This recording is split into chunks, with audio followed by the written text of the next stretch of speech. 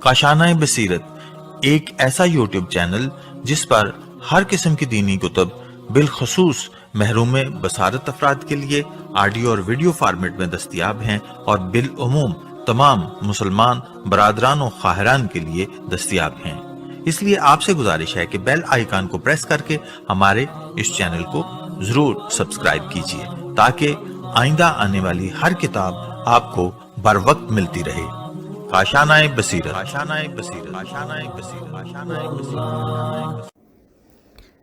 اعوذ باللہ من الشیطان الرجیم، بسم اللہ الرحمن الرحیم۔ کاشانۂ بصیرت یوٹیوب چینل کے بابصیرت سامعین سلام علیکم۔ میں پارٹ 26 کے ساتھ حاضر ہوں، اور ہماری کتاب زندگانی جناب فاطمہ زہرا سلام اللہ علیہا کا مطالعہ ماشاءاللہ آخری منازل تک پہنچ رہا ہے، اور اس کو ہم جاری رکھتے ہوئے اب صفحہ نمبر 323 تک پہنچ چکے ہیں۔ یہاں پر 14ویں مجلس کا آغاز ہو رہا ہے، اور جس کی تاریخ تحریر ہے کہ شب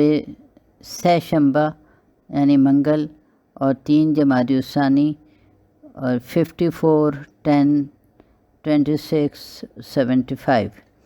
یہ اس طرح سے تحریر ہے۔ نیچے بسم اللہ الرحمن الرحیم، اور پھر یہ سورہ شورى کی آیت نمبر 23، قُلْ لَا أَسْأَلُكُمْ عَلَيْهِ أَجْرًا إِلَّا الْمَوَدَّةَ فِي الْقُرْبَى وَمَن يَقْتَرِفْ حَسَنَةً نَزِدْ لَهُ فِيهَا حُسْنًا إِنَّ اللَّهَ غَفُورٌ شَكُورٌ۔ اور یہاں پہ موضوع ہے کہ دوسروں کی محبت سے اپنے دل کو خالی کر دو۔ اس آیہ شریفہ میں ایک باریک سا نکتہ ہے جس کا بعض مفسرین نے ذکر کیا ہے کہ اس آیہ میں الا المودۃ فی القربہ فرمایا گیا ہے، فقط القربہ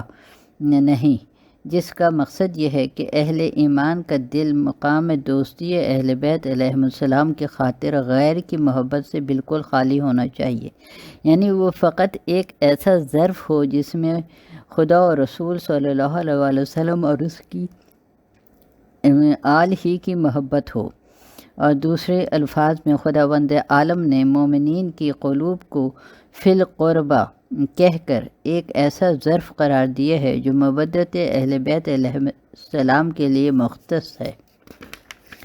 صفحہ نمبر 324، اور موضوع ہے کہ ذوی القربہ کی حضور صلی اللہ علیہ وآلہ وسلم نے پہچان کرائی ہے۔ زمخشری جو علماء عامہ کے بزرگوں سے تعلق رکھتے ہیں، اور اسی طرح ثعلبی اور امام احمد حنبل اور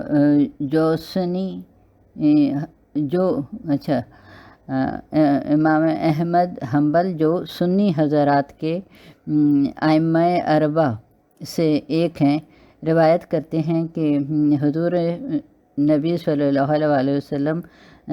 سے سوال کیا گیا کہ قرآن مجید میں جس ذوی القربہ کی دوستی کو ہم پر واجب کیا گیا ہے ان سے مراد کون سی ہستیاں ہیں، تو پیغمبر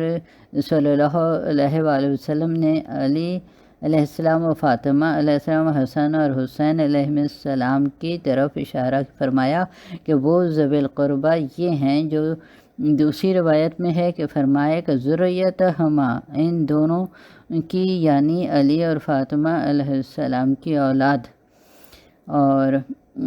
پھر اگلا موضوع ہے کہ ذریت زہرا علیہ السلام ذوی القربہ ہیں۔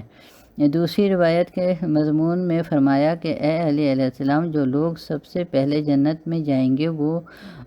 میں محمد صلی اللہ علیہ وسلم، اور تو علی علیہ السلام اور فاطمہ علیہ السلام اور حسن اور حسین علیہ السلام اور ہمارے ذریت و ازواج ہیں۔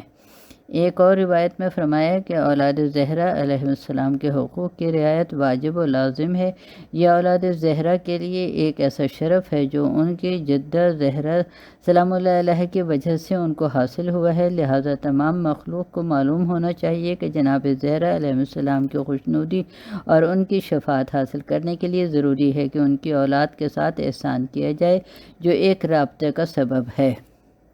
اگلا صفحہ ہے 325۔ حضور صلی اللہ علیہ وسلم نے 4 دستوں کی شفاعت کا وعدہ فرمایا ہے۔ صدوق نے روایت کی ہے کہ علامہ ہلی رحمۃ اللہ علیہ نے بھی اپنے وصیت نامہ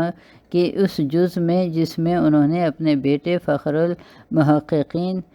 کے لیے وصیت لکھی ہے، ذکر کیا ہے کہ رسول خدا نے فرمایا کہ قیامت کے دن 4 گروہ ایسے ہوں گے جن کی شفاعت میں محمد صلی اللہ علیہ وسلم کروں گا، اگرچہ وہ کتنے ہی گنہگار کیوں نہ ہوں گے۔ پہلا گروہ جس نے میری ذریت کے ساتھ مواصلات قائم کی، اور دوسرا گروہ جس نے میری ذریت کی مظلومیت کے عالم میں مدد کی، تیسرا گروہ جس نے میری ذریت کی حاجات کو پورا کیا، چوتھا گروہ جس نے دل و جان سے میری ذریت کی دوستی کی، یعنی واقعتاً ان کے دل ان کی محبت کے لیے مختص ہوں گے اور دل میں محبت ہوگی اور زبان پر اقرار ہوگا، منافقت نہ ہوگی۔ اور اگلا موضوع ہے کہ وہ لوگ جو محمد صلی اللہ علیہ وسلم پر حق رکھتے ہیں۔ اسی طرح شیخ صدوق علیہ الرحمہ اور علامہ ہلی علیہ الرحمہ نے اپنے وصیت نامے میں اس روایت کا ذکر کیا ہے جس کا اسناد صادق آل محمد علیہ السلام سے متصل ہے۔ فرماتے ہیں کہ قیامت کے دن خداوند عالم کی طرف سے ایک منادی خدا ندا کرے گا کہ لوگوں خاموش ہو جاؤ، ہمارا محبوب محمد صلی اللہ علیہ وسلم تم سے کوئی بات کرنا چاہتا ہے۔ لہٰذا جب سب لوگ خاموش ہو کر بات سننے کی طرف متوجہ ہو جائیں گے تو حضور اکرم صلی اللہ علیہ وسلم اپنی گفتگو کا آغاز کرتے ہوئے ارشاد فرمائیں گے، اور پھر یہ ہے ڈیش کے بعد اور 300 صفحہ نمبر ہے 326۔ اے لوگو، تم میں سے جس نے مجھ پر احسان کیا ہے اس کا مجھ پر حق بنتا ہے، لہذا ایسے لوگ کھڑے ہو جائیں تاکہ میں ان کو ان کے احسان کا بدلہ دے دوں۔ اس وقت لوگ جواب میں عرض کریں گے، کون ہے وہ جس نے آپ پر احسان کیا ہے یا اس کا کوئی آپ پر حق بنتا ہے، جبکہ ہر قسم کا احسان اور حق اور نیکی خدا اور رسول کی طرف سے ہے، یعنی آپ کا حق ہم پر ہے، ہمارا آپ پر کوئی حق نہیں ہے۔ تب حضور اکرم صلی اللہ علیہ وسلم وضاحت کرتے ہوئے ارشاد فرمائیں گے کہ تم میں سے جس نے میری اولاد ذریت فاطمہ سلام اللہ علیہ کے کسی بے گھر کو گھر بنا کے دیا ہو، یا کسی بے لباس کو لباس دیا ہو، یا کسی بھوکے کو کھانا کھلایا ہو، یا کسی بے آسرا کو پناہ دی ہو، وہ کھڑے ہو جائیں تاکہ آج میں ان کے احسان کی تلافی کر کے ان کا حق ان کو دے دوں۔ اگلا پیراگراف ہے، امام جعفر صادق علیہ السلام فرماتے ہیں کہ اس وقت بہت زیادہ تعداد میں ایسے لوگ کھڑے ہو جائیں گے جنہوں نے یہ کار خیر کیا ہوگا۔ ایسے ہی موقع پر خداوند عالم کی طرف سے آواز آئے گی، اے ہمارے محبوب محمد صلی اللہ علیہ وسلم، ان کا بدلہ آپ پر ہے، لہٰذا جنت میں جہاں جہاں آپ چاہتے ہیں ان کو جگہ دے دیں۔ اگلا موضوع ہے کہ نجاشی کا خط صادق آل محمد صلی اللہ علیہ وسلم کے نام۔ علامہ مجلسی علیہ الرحمہ نے عبداللہ بن سلمان سے نقل کی ہے کہ وہ کہتا ہے کہ میں ایک دن حضرت امام جعفر صادق علیہ السلام کی خدمت میں موجود تھا کہ عبداللہ نجاشی کا غلام امام علیہ السلام کے پاس آیا اور سلام کیا اور نجاشی کا خط امام علیہ السلام کی خدمت میں پیش کیا، جس میں لکھا ہوا تھا،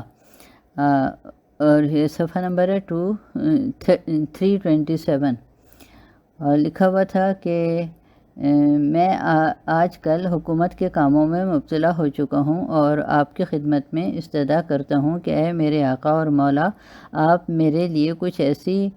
حدود بیان فرما دیں جن کی وجہ سے مجھے علم ہو جائے کہ کون سی چیز اور کون سا عمل مجھے اللہ اور رسول صلی اللہ علیہ وسلم کے قرب سے نوازے گا، اور مجھے کون سے کام کرنے ہوں گے جن کی وجہ سے اللہ اور رسول صلی اللہ علیہ وسلم کی خوشنودی حاصل ہوگی، اور میں اپنی زکوٰۃ کے مال کو کس کے ہاتھ میں دوں اور کس پر میں اعتماد کروں، اور میں اپنا راز کس کے سپرد کروں تاکہ اللہ تعالیٰ مجھے آپ کی ہدایت کی وجہ سے اپنے انجام سے نجات بخشے، کیونکہ آپ عالمین میں مخلوق اور خدا کے درمیان حجت اور امین کی حیثیت رکھتے ہیں، اور تمام شہروں میں اللہ تعالیٰ کی نعمات آپ ہی کے طفیل ملتی ہیں۔ اللہ کے نعمات اور فیوزات آپ پر ہمیشہ رہیں گے۔ یہ اگلا موضوع ہے کہ صادق آل محمد صلی اللہ علیہ وسلم کا نجاشی کو خط کا جواب۔ عبداللہ بن سلمان کہتے ہیں کہ صادق آل محمد صلی اللہ علیہ وسلم نے اس کے جواب میں لکھا، بسم اللہ الرحمن الرحیم، اللہ تعالیٰ آپ کو اپنی حفاظت میں رکھے، اپنے احسان کے ساتھ اور آپ پر لطف و کرم فرمائے، امتنان کے ساتھ اور آپ کا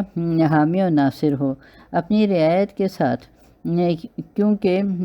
کائنات کے تمام امور اس کی قدرت کے تحت ہیں۔ اما بعد، آپ کا بھیجا ہوا آدمی میرے پاس آپ کا خط لے کر آیا، میں نے اس کو پڑھا اور اس کے مقاصد کو جانا۔ اگلا پیراگراف، آپ نے لکھا ہے کہ میں حکومت اہواز میں مبتلا ہو گیا ہوں۔ مجھے اس خبر کو پڑھ کر خوشی بھی ہوئی ہے اور دکھ بھی۔ خوشی اس وجہ سے ہوئی ہے کہ شاید خداوند عالم آپ کے ذریعے سے آل محمد صلی اللہ علیہ وسلم کے مظلوم، پریشان اور خوف زدہ افراد کی فریاد رسی فرمانا چاہتا ہے، اور ان میں سے جن کو ظالم زمانے نے ذلیل کر رکھا ہے تیرے ذریعے سے صاحب عزت بنانا چاہتا ہے، اور ان کے ننگوں کو تیرے سبب سے پوشاک دینا چاہتا ہے، اور ان کے کمزوروں کو تیرے واسطے سے طاقتور بنانا چاہتا ہے، اور تیری مہربانی کے پانی سے ان کے دشمنوں کے ظالمانہ آگ کے شعلوں کو بجھانا چاہتا ہے۔ اگلا پیراگراف، رہا میرے دکھ کا معاملہ تو وہ ایک چھوٹی سی بات ہے جس کا مجھے تیرے لیے ڈر ہے، اور وہ یہ ہے کہ تو اپنی حکومت کے کاموں کے سلسلے میں ہمارے دوستوں شیعوں کو تنگ کرے گا اور ان کی تنگ دستی میں ان سے مال طلب کرے گا۔ یہ وہ سبب ہوگا جس کی وجہ سے تیرے مشام میں بہشت کی بو بھی نہ آ سکے گی، بلکہ فردوس کو تیرے لیے حرام کر دیا جائے گا، اور یہ سب کچھ تیرے کاموں کی وجہ سے ہوگا۔ یہ لیا گیا ہے فضائل السادات صفحہ 100 اور صفحہ 101 تک۔ اگلا پیراگراف ہے کہ اس واقعے میں ہماری غرض صرف مطلب اول کی طرف ہے، جس میں امام نے اپنی خوشی کا اظہار کیا ہے کہ تیری وجہ سے سادات کو خوشحالی نصیب ہوگی۔ اور یہاں پہ پھر صفحہ نمبر ہے 329 329، اور موضوع ہے کہ خانہ در بہشت در جوار اہل بیت علیہم السلام۔ ہشام بن حکم کہتا ہے کہ شام کے شہروں میں سے ایک شہر جبل کا رہنے والا ایک مالدار آدمی حضرت امام جعفر صادق علیہ السلام کے پاس حج کے دنوں میں آیا۔ حضرت نے مدینہ میں اپنے گھر میں اس کو رہنے کے لیے جگہ دی۔ اس کے حج اور نزول کے عرصے نے طویل مدت اختیار کی۔ جب جانے لگا تو مبلغ 10,000 درم اس نے امام جعفر صادق علیہ السلام کی خدمت میں پیش کی اور عرض کی کہ اب جب میں حج کے لیے آؤں تو آپ میرے علیحدہ گھر کا تدارک فرمائیں۔ اگلا پیراگراف، جب وہ آئندہ حج کر کے آپ کی خدمت میں مدینہ حاضر ہوا تو عرض کرنے لگا، میری جان آپ پر قربان ہو، کیا آپ نے میرے لیے علیحدہ گھر خریدا ہے جس کی میں نے استدعا کی تھی؟ اگلا پیراگراف، امام نے فرمایا، ہاں، میں نے جو گھر تیرے لیے خریدا ہے وہ رجسٹری ہے، سند ہے، اسے لے لو۔ جب اس دولت مند حاجی صاحب نے وہ نوشتہ لے کر پڑھا تو اس پر لکھا تھا، صفحہ نمبر ہے 330، اور لکھا تھا، بسم اللہ الرحمن الرحیم، یہ مکتوب معاملہ ہے جعفر بن محمد کا فلاں بن فلاں جبلی کے لیے، جس کے لیے میں نے بہشت جنت میں ایک گھر خریدا ہے، جس گھر کا حدود اربع اس طرح ہے کہ اس کے ایک طرف رسول اللہ صلی اللہ علیہ وسلم کا گھر ہے اور دوسری طرف امیر المومنین علی بن ابی طالب علیہ السلام کا گھر ہے، اور تیسری طرف حسن مجتبیٰ علیہ السلام کا گھر ہے، اور چوتھی طرف حسین علیہ السلام کا گھر ہے۔ اگلا لائن ہے کہ جب اس دولت مند نے یہ نوشتہ پڑھا تو کہنے لگا، میں ہر حالت میں خوش ہوں، خداوند عالم میری جان کو آپ پر قربان کرے۔ اگلا پیراگراف ہے، امام جعفر صادق علیہ السلام نے فرمایا کہ میں نے بھی تیرے مال کو اولاد امام حسن اور امام حسین علیہ السلام میں تقسیم کر دیے ہے، اور امید رکھتا ہوں کہ خداوند عالم قبول فرمائے گا اور تجھ کو اس مال کے عوض بہشت عطا فرمائے گا۔ اگلا موضوع ہے کہ امام نے اپنا وعدہ پورا کر دیا۔ راوی کہتے ہیں کہ وہ دولت مند حج سے واپس جا کر اپنے وطن جبل میں بیمار ہو گیا، اور یہاں تک کہ مرض الموت اس پر طاری ہو گئی۔ جس وقت موت بالکل اس کے قریب آ گئی تو اس نے اپنے عزیز و اقارب کو جمع کر کے کہا کہ میں تم کو قسم دے کر وصیت کرتا ہوں کہ میرے امام علیہ السلام کی اس نوشت کو میرے کفن کے ساتھ دفن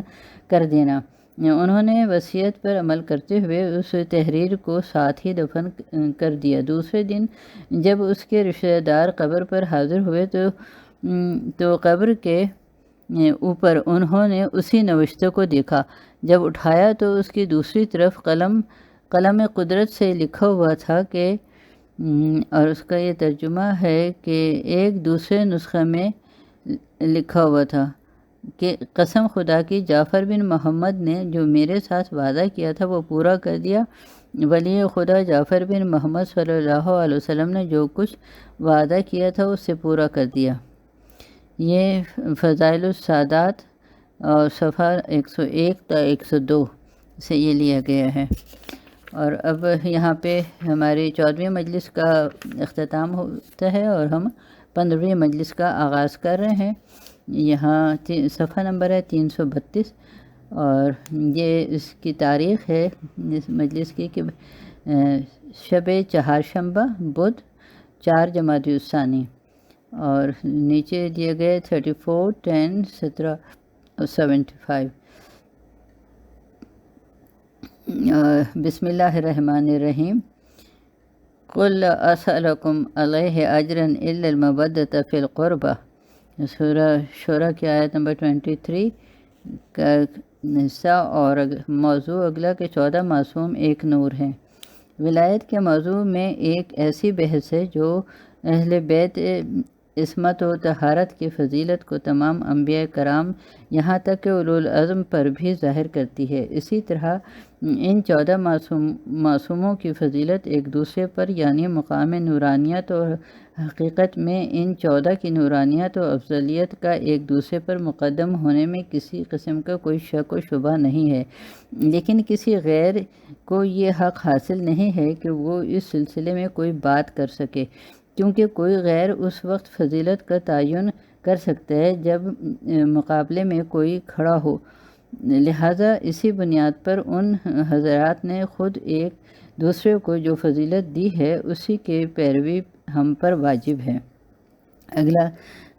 پیراگراف ہے کہ بہت سے شیعہ و سنی روایات سے استفادہ ہو سکتا ہے، جن میں رسول اکرم صلی اللہ علیہ وسلم نے فرمایا، انا و علی من شجرۃ واحد وسائر الناس من الشجرۃ شتیٰ،